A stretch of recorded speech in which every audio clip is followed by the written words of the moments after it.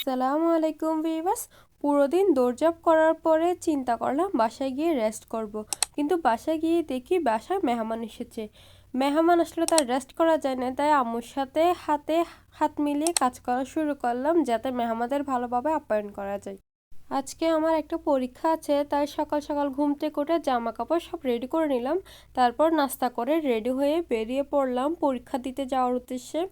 পরীক্ষার কেন্দ্র অনেক দূরে পড়েছিল, তাই একটু তাড়াতাড়ি বের হয়েছিলাম। কেন্দ্রে পৌঁছে নিজের রোল নাম্বার অনুযায়ী প্রথমে নিজের রুম নাম্বারটা খুঁজে নিছিলাম। আমার রুম পড়েছিল প্রায় 6 তলায়, তাই 6 তলায় লিফটের মাধ্যমে উঠে গেলাম। ক্লাসরুমে ঢুকেই দেখি অনেক স্টুডেন্টই আসে নাই, এখনও কিন্তু প্রচুর সময় আছে। আমি হাতে অনেক সময় নিয়ে বেরিয়েছিলাম, তাই আমি অনেক আগেই পৌঁছে গেছি।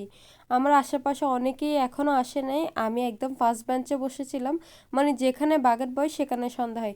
ফার্স্ট বেঞ্চে বসে পরীক্ষা দেওয়ার পরে সবাই খাতা জমা দেওয়ার পরে স্যার আমাদের খাতাগুলো গুনে দিচ্ছিল যতগুলো স্টুডেন্ট ছিল সবাই আসছে কিনা। তারপর একে একে আমরা সবাই বেরিয়ে পড়লাম। আর আমাদের তো কোনো কাজ নেই, তাই সোজা বাসায় চলে গেলাম।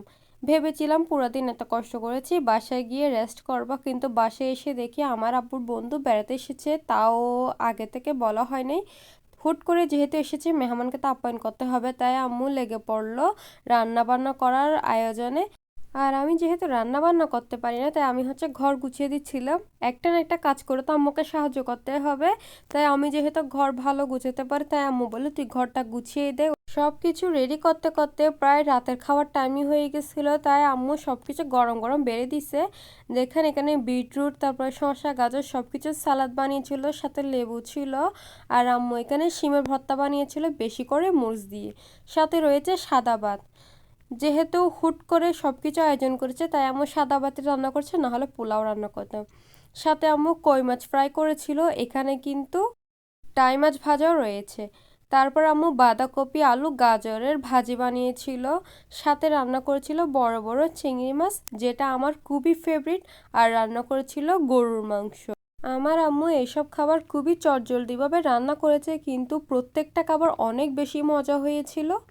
সব খাবারগুলো সুন্দরভাবে টেবিলের মধ্যে সাজিয়ে দেওয়ার চেষ্টা করেছি, জানি না কতটুকু ভালো হয়েছে। আল্লাহ হাফেজ।